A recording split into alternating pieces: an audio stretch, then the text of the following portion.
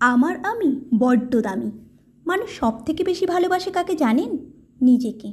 যে মানুষ নিজেকে ভালোবাসতে জানে না, সে অন্য কাউকে ভালোবাসতে পারে না।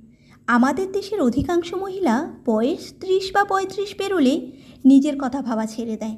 সংসার, স্বামী, সন্তান এদের কথা চিন্তা করতে করতে ভুলেই যায় নিজের কথা, নিজের যত্ন নেবার কথা, নিজের দিকে তাকাবার কথা।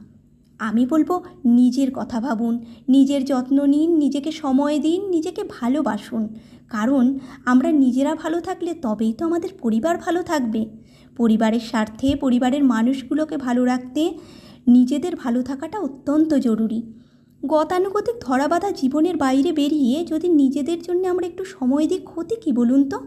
সময় পেলে একটু গান শুনুন, নিজেদের পছন্দের খাবার রান্না করে খান, মাঝে মধ্যে সময় বার করে বেরিয়ে পড়ুন আউটিংয়ে। দেখবেন ভালো থাকবেন, একটা পজিটিভ এনার্জি পাবেন।